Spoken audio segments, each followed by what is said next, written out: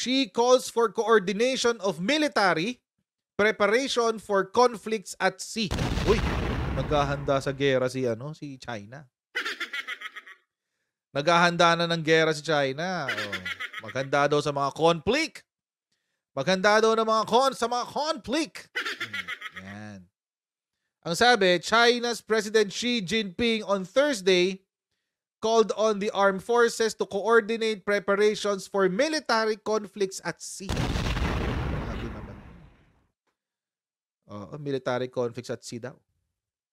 Protect the country's maritime rights and interests and the development of the maritime economy. Ayun tayo eh. Yan tayo. Sabi pa, it was necessary to build cyberspace defense system and improve the ability to maintain national network security. Ito ang sinabi ni Xi Jinping sa People's Liberation Army. Yung People's Liberation Army na yan, mga kotsero, sila yung parang AFP. Ito yung military ng Chinese Communist Party. Yung Chekwa Communist Party. So, naghahanda sila sa gera. And they're putting their money where their mouth is. Hindi ito this is not an empty threat. This is not an empty threat. They're putting their money where their mouth is. As in literal na pera ang pinopondo nila dito. Ang sabi, balita, nag-increase sila, nagtaas sila ng budget. China unveils new defense budget with a 7.2 increase. See? Taas laki ng dinagdag nila sa defense budget nila. 7.2. The new budget is nearly 1.7 trillion yuan, which is conversion sa dollars, ay 236.1 billion US dollars. And continues a rebound after the COVID-19 pandemic. The budget has grown 6.6% in 2020, its lowest rate of increase for almost 3 decades. So bumaba siya ng 6.6% nung pandemic, tapos itinaas na uli nila ngayon to 7%. So taon-taon na pala sila ngayon ang tataas ng defense budget. Baka nare-realize kasi nila, uy, dami nating kalaban. Parami nakakaaway natin Kasi ang gago natin eh. Pardon my French. Pero kasi totoo naman. Sobrang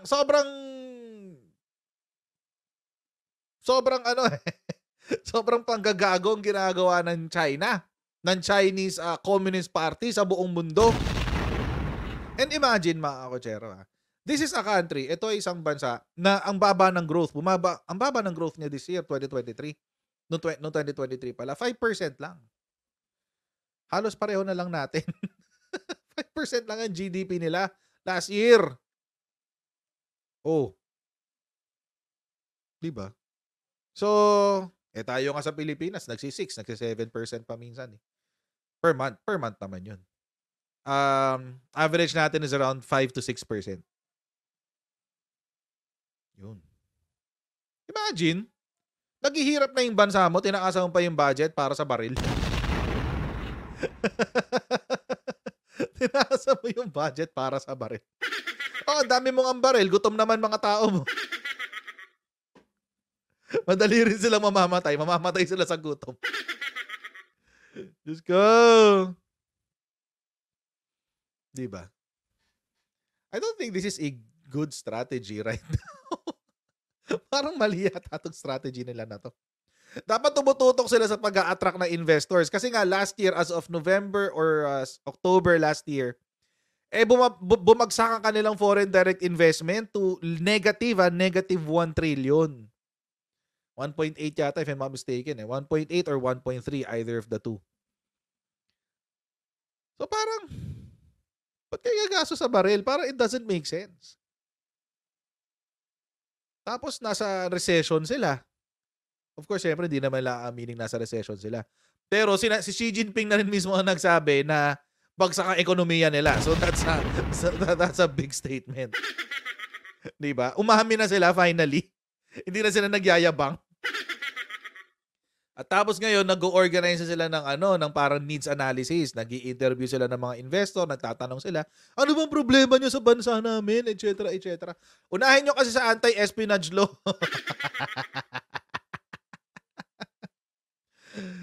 So mga kotsero, ewan ko lang ha. Ewan ko lang. Ewan ko lang kung kasi dami nagsasara na kumpanya eh.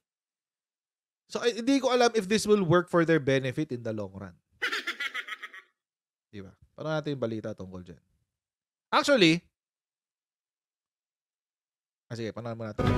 Pinaghahanda ni Chinese President Xi Jinping ang kanilang armed forces para sa anyay military conflict sa dagat.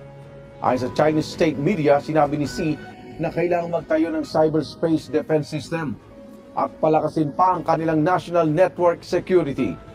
Hindi naman nilinaw kung may kinalaman ito sa insidente sa Ayungin Shoal kung saan muling binomba ng tubig ng China Coast Guard ang mga barko ng Pilipinas. Una nang sinabi ng Chinese Foreign Ministry na Pilipinas ang lumabag sa territorial at maritime rights ng China. Sinusubukan pa ng GMA Integrated News sa makuha pahayag ng Armed Forces of the Philippines kaugnay sa utos ni President Xi sa kanilang militar. Wala pa rin paglilinaw ang ating gobyerno kung may tuturing na military attack ang insidente sa Ayungin. Yun. So, kay Xi Jinping na rin mismo nanggaling yung utos na magdadagdag sila ng puwersang militar. Ewan ko lang if it's going to work, lalo na ngayon na dami silang kaaway eh. Inaway kasi nila buong mundo, guys eh. Di ba? Don't bite the hand that feeds you. Lalo na mga kotsero, nabubuhay sila sa import para silang Pilipinas. Ang diferensya lang ng Pilipinas sa China is, number one, mas stable yung economy nila kumpara sa atin. So they can afford imports. Tayo hindi. Hindi natin afford ang import kasi we are a third world country. But anyway, ayun na nga. So, kung nakadepende ang buhay ng citizens mo sa imports, paano yun? Paano mo gagawin yun? Inaway mo si Australia at si New Zealand. Recently, if I'm not mistaken, doon sila kumukuha ng karne. Inaway mo si US, doon sila kumukuha ng grain. Inaway mo si Japan, doon sila kumukuha ng isda. Anak ng tipaklong, paano na? Diba? Paano na? Ang nakakaano dito, ang magandang balita naman on our end, dito sa Pilipinas, mga kotsero, hindi pa rin nagpapatinag ang ating defense sector. Hindi pa rin nagpapatinag ang ating defense sector. Actually, sila ay may bagong strategy, sabi nila yan. Sabi to ni Secretary Gibo Chodoro. Yun ang sinabi. Yung sinabi niya. Panood natin yung balita tungkol dyan. Ipinagmalaki kahapon, March 8, ni National Defense Secretary Gibo Chodoro na patuloy ang ginagawang pagpapalakas ng Armed Forces of the Philippines o AFP sa kapasidad ng Pilipinas para maprotektahan o madepensahan ang teritoryo nito. Partikular na ang Exclusive Economic Zone o EEZ laban sa banta ng ibang bansa. Ginawa nito ang pahayag matapos manawagan si Chinese President Xi Jinping nitong Huwebes sa kanyang annual parliament meeting kasama ang mga delegado ng People's Liberation Army at kanilang armed police force na maganda para sa mga inaasahang gulo sa karagatan na kahaharapin ng China military. Dahil dito, tiniyak ni Secretary Chodoro na ginagawa naman ng AFP ang lahat para mapaigting ang mga paghahanda ng Pilipinas para sa sino mang magtatangkang gipitin ang karapatan ng mga Pilipino sa loob ng teritoryo ng bansa. Anya ay pinapatupad na ng hukbong sandatahan ang bagong Comprehensive Archipelagic Defense Concept o CADC. Nauna nang sinabi ni Teodoro na ang naturang defense concept ay nakatakdang magpahintulot sa militar na protektahan at tiyakin na malaya at mapayapang makapagsasagawa ng exploration at makagagamit sa mga likas na yaman ng Pilipinas ang mga Pilipino, mga kumpanya sa bansa at ang mga inatasan ng pamahalaan sa loob ng ating EEZ. Masisiguro rin dito ang karapatan ng mga Pilipino sa mga lugar na mayroon tayong jurisdiksyon. Sa pamamagitan din ng CADC, mabibigyan ng pahintulot ang bansa na maglagay ng military presence sa mga lugar na kailangang maprotektahan o mapreserba na naaayon sa ating konstitusyon. Sana hindi ma-leak yung laman nito, no? Itong CADC na to. Sana hindi ma-leak. Kasi diba recently sa sa US meron silang in-indict for allegedly selling intelligence information ng Amerika sa China. So sana hindi mangyari sa atin 'yon, guys. Huwag naman sana. Oo, kasi baka masayang lang yung strategy pag nalaman ng kalaban eh. Diba? So sana hindi nila malaman yung strategy. Sa isang pahayag, sinabi ng kalihim na palalakasin ng naturang konsepto ang kabuuang teritoryo ng Pilipinas para patuloy na makinabang ang mga mamamayan at ang susunod na henerasyon. Sa pamamagitan din anya nito, hindi nakakailanganin pa ng militar na maghihintay pa sa mga ilalabas na direktiba para kumilos sa oras na gibitin ng ibang bansa. Maaari na umanong gamitin ng mga commander at unit ng AFP ang CADC sa abot ng kanilang makakaya. Matatandaan na nitong March 5, 2 barkong pandigma ng Nakaka-curious yun, no? Yung CADC na yan. Ano kaya meron doon sa CADC na yun? Kasi sabi kahit wala na raw utos eh. Baka matik na. Kumbaga, meron ng protocol. No? Baka pag may nangyaring ganito, ito na yung gagawin nyo ha. Matik, aprobado. Pirmado na ng presidente yan. Bahala na kayo mag-implement yan. Parang ganun. Mabilis nga naman yung galaw. Hindi mo na kailangan mag-intay sa approval ng presidente. Hindi ko alam. I mean, inisip ko lang kasi sabi nila automatic daw.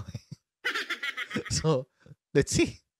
China Coast Guard ang nagbomba ng water cannon sa isang Filipino vessel na naglalakbay papunta sa BRP Sierra Madre sa Ayungin Shoal. 4 na tauhan ng Philippine Navy ang nasugatan dahil sa nangyaring tensyon sa pagitan ng dalawang panig. Nakikipaglaban ang Pilipinas at China sa isang territorial dispute sa South China Sea, kung saan karamihan ay inangkin ng Beijing. Gayunpaman, nagdesisyon ang Permanent Court of Arbitration noong 2016 na paboran ang claims ng Pilipinas sa lugar na matatagpuan sa loob ng 200 nautical mile EEZ o West Philippine Sea. Isang desisyon na tinanggihan naman ng China. JP Nunez, UNTV. Siyempre, expected na yun. Recently, ito pala, isang update, no? Nakatuklas daw ang China ng 100 million barrels of natural gas. And petrol what do you call this? Fuel sa South China Sea. Although medyo clickbaity yung title, pero wala sa teritoryo natin. Pero ang labas pa rin ng exclusive economic zone nila kasi nasa 300 nautical miles eh. 300 nautical miles south of Guangdong. I forget which what do you call this? Location it is. Basta mga nasa 300 nautical miles.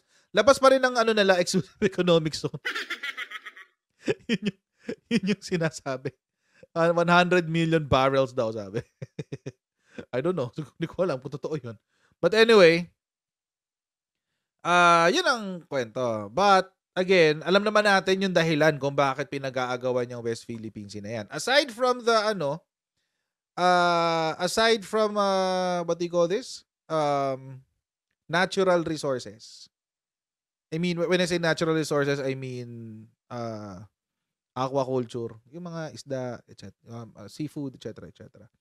Aside from that, meron talagang natural gas. Yun nga yung ginagamit natin dyan sa Malampaya, natural gas eh. So, sure na yun. It's sure. Sure ball na yun. Hindi na question mark yun. Kaya nga pinag-aagawan yan for control. Not only that, ang dumadaang amount ng trade dyan sa South China Sea or in our case, West Philippine Sea, part of it, is more or less around 3-point-something trillion US dollars. So, malaki. Malaking pera ang dumadaan dyan. At kapag kinontrol mo yan, di ba? Sa'yo yung taripa, good luck. 3.2 trillion yun, guys. Di ba? Kaya naghahabol si China dyan. But essentially, walang claim. You can base it on the history, walang claim. Walang historical claim ang China dyan. Sinasabi, and it was pinag-usapan yun dun sa PCA, diniscuss yun dun, very, very lengthy discussion on the Permanent Court of Arbitration decision. Walang historical claim dyan ng China. Kasi, as far as yung paggamit daw ng traditional fishing grounds, unang-una, wala naman daw nag-claim noong unang panahon sa mga isla doon na pag-aari namin to. Maski doon noong unang panahon pa. First and foremost. Pangalawa is, ano pa ba? Kapag pinag-usapan yung historical claim, nung pumirma daw sila sa UNCLOS, it dissolved or it effectively ended their claim diyan sa territory na yan. Kasi as nakasulat doon sa provision ng UNCLOS, ang exclusive economic zone mo ay hanggang 300 nautical miles lang. So, fake news. Totoo, Casper Gold, ang daming peke sa China. Ang daming peke sa China. 'Di ba? Peking diploma. peking handbag, o peking luxury items, o mga pineking Tesla. Anyway. So, ayun. But anyway. Peking claim din. Peking 9-dash line na naging 10-dash line. Baka mamaya sumama pa dun sa kabilang side, sa west, sa naman. Sa Benham Rice maging 20-dash line. Ganun. Anyway. So, ayun. So, as far as that claim is concerned, historical claim, wala na. Kasi they relinquished it when they signed doon sa UNCLOS. So, yun, number 1. Number 2, they cannot claim territory. Bakit? Kasi ang features na nandoon sa West Philippine Sea does not create a territorial water. Kasi ang mga doon, features doon, under the sea. Under the sea. Low tide elevation lang siya. Ibig sabihin, lumalabas lang yung lupa kapag low tide. Pag high tide, dumulubog. So, it's under the sea. Under the sea. Ayun na nga. Dahil low tide elevation lang siya, in and of itself, it doesn't create any territorial waters. Yan. So, how can you claim territory kung wala namang isla na magiging territory? Kaya nga doon, yung ang contention nila is yung mga man-made islands. No, it doesn't create a territory. Hindi naman yun yung natural feature nun eh. So, that's another thing. Kaya nga nakakatawa yung mga pro-China advocates, yung mga love na love nila ang China. Kung ano yung argumento na sinasabi sa atin na anti-China pagdating dyan sa West Philippine Sea, pwede mo ibalik sa kanila, sa totoo lang. Pwede mo ibalik sa kanila. Which, alam nyo, it's so weird. It's so weird. Kaya nakakatawa na lang yung mga claims ng mga pro-China vloggers. Nakakatawa na lang talaga. It's laughable.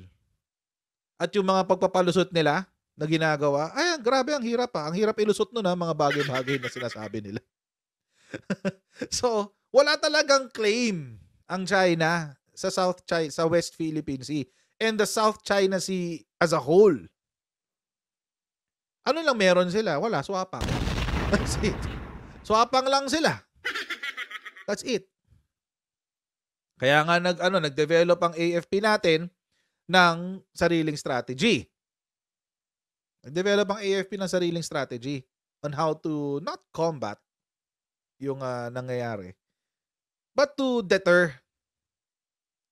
Kasi alam nyo mga Kojero, as irresponsible as China is, we cannot go down to their level. Alam ko tayo, minsan nabubisit na rin tayo, gusto nating, ba't hindi na lang natin lagyan din ng water cannon yung mga barko natin, water cannon din natin sila, etc. etc. We can't. We cannot. Isipin nyo na lang mga Kojero, yung arbitration. Arbitration kasi mga Kojero, essentially, kung pag-uusapan natin ang arbitration, ano yan? Technically, yan ay pag-uusap bago umabot sa korte. Para hindi na kayo magkadimandahan. Kung halimbawa, hindi bansa. Halimbawa, meron akong utang sa inyo. Tapos sinisingil nyo ako. Hindi ko kayo binabayaran. O para hindi na tayo mag-usap sa korte, mag-arbitration na lang tayo. O, ganun na lang. Mag-negotiation tayo, negotiation, arbitration, etc. etc. Merong mamamagitan sa atin ng pag-uusap para wala nang dimandahan. Ganun dapat yun eh. Ganun dapat yun. So, kapag pumasok ka sa arbitration, you're coming into the arbitration in good faith to resolve whatever the issue is. Ang problema si China, ayaw niya maipag-arbitration. Ang gusto niya, maipag-negotiate tayo sa kanya directly. So, imagine niyo na lang, yung siga sa kanto nyo, merong siga sa lugar nyo, yung siga sa lugar nyo, nabubwisit ka sa siga sa lugar nyo, ayaw niyang maipag-usap kayo sa barangay. Ang gusto niya, kayong dalawa na lang ang mag-areglo. Kahit nakaka-damage siya ng property mo, nakakaabala na siya, etc. etc. Sabihin niya siya, huwag na tayo mag-usap sa barangay, tayo na lang dalawa mag-usap. Huwag tayo mag-usap sa barangay, para saan pa? Wala naman sila magagawa sa akin eh. Ganun. Imagine niyo yun. I know it's an illustration, and illustrations doesn't really cover the whole thing. But yun na yung kumbaga ganun yung, kung palalakihin nyo sa sitwasyon ng bansa, ng mga bansa, ganun yung nangyayari. Gusto nating maipag-arbitrate, gusto nating maipag-negotiate, pero ayaw natin kay China lang. Gusto natin may mamagitan. Bakit? To hold China accountable. Ang problema kasi kay China, pag may sinabi siya, pag may sinabi yung kaliwaan niya, iba ang gagawin ng kanan. Sinungaling. Mga sinungaling. At ang mga nagmamahal sa Chinese Communist Party, mga sinungaling din. You know who you are.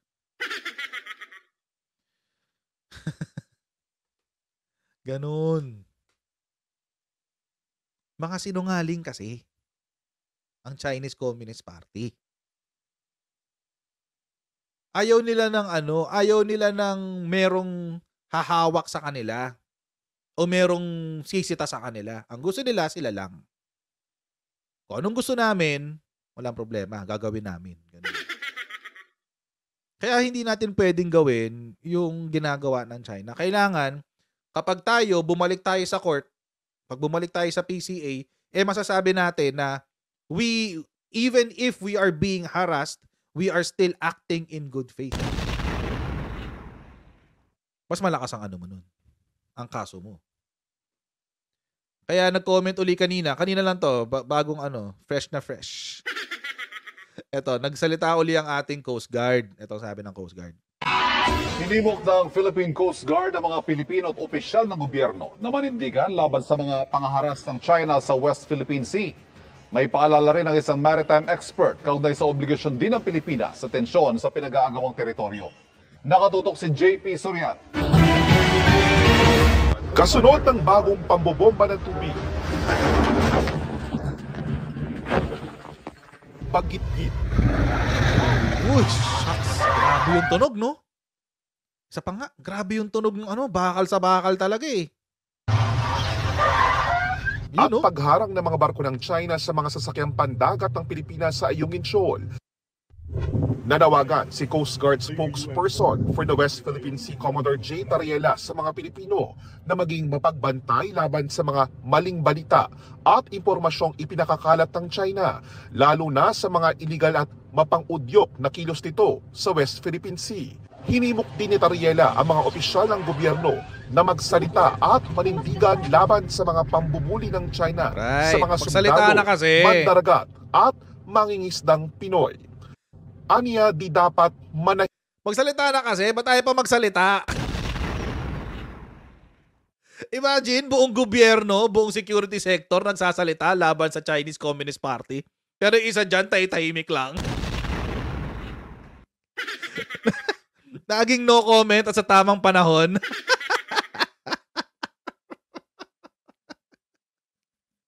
No comment, sa tamang panahon lang. Magsalita na! tahimik sa gitna ng agresyon at kailangang ilantad ang mga gawain na labag sa batas para labanan ito. Sinabi kamakailan ng China na ang Pilipinas lang ang may pananagutan sa mga insidente at iginiit na ang Pilipinas ang nagsisimula ng gulo sa lugar. Pero Wow! ilang ulit nang iginiit ng Pilipinas na kailangan ng umalis ng mga barko ng China, lalo't hindi raw katanggap-tanggap ang mga panghihimasok ng China Layas sa na! mga operasyon ng mga Pinoy sa Layas! exclusive economic zone ng Pilipinas. May nasira mang barko at nasaktang Pilipino sa mga misyon, hindi pa rin dapat na agad magpasaklolo ang Pilipinas sa Amerika para sa Mutual Defense Treaty o MDT. Right. Ayon Ako sa dyan. maritime expert na si Professor J. Batongbakal, aniya aktibo naman ang MDT, hindi lang sa armed conflict, kundi pati sa mga operasyon. May obligasyon din ang Pilipinas na huwag palalain ang tensyon. Kaya po ninenervyos lagi ang mga China dun sa West Philippine Sea pag may nakikita silang American aircraft o kaya Navy vessel, dahil alam nila na pwedeng tawagan yun ng mga Filipino forces kung sakaling kailangan. Mayroon din po tayong obligation and responsibility ng pag-control ng situation para hindi nga mag-escalate. Mainam din daw na umiiral ngayon ang Comprehensive Archipelagic Defense Concept na naunang sinabi ni Defense Secretary Gilbert Teodoro. Ito raw ay Grabe, pagpapalakas tunog ng pa. kakayahan nating ipagtanggol ang ating exclusive economic zone para matiyak na tayo lang ang makikinabang sa mga likas na yamang nasa teritoryo natin. Para sa GMA Integrated News.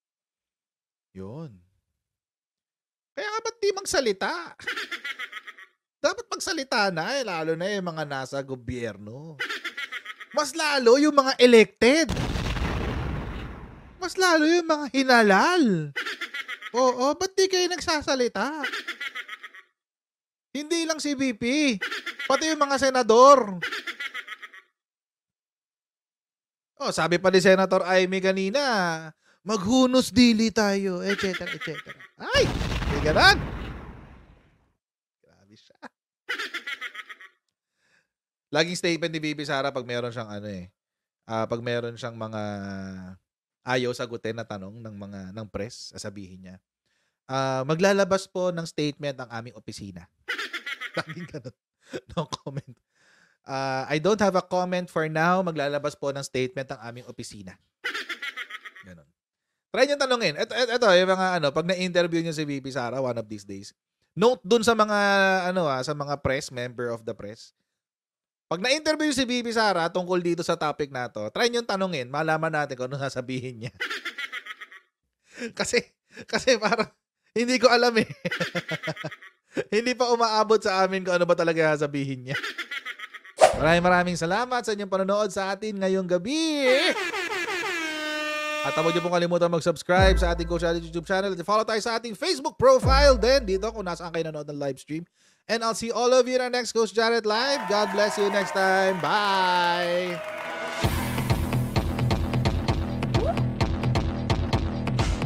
Pag ganun, huwag natin gawing tanga mga Pilipino.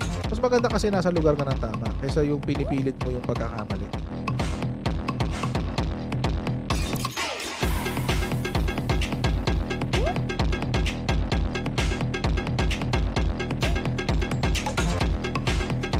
Are they willing to go that far? Hindi makakalimutan ng Pilipino yan hanggat di nasasagot niya. Sino ngayon nagsasabi ng totoo?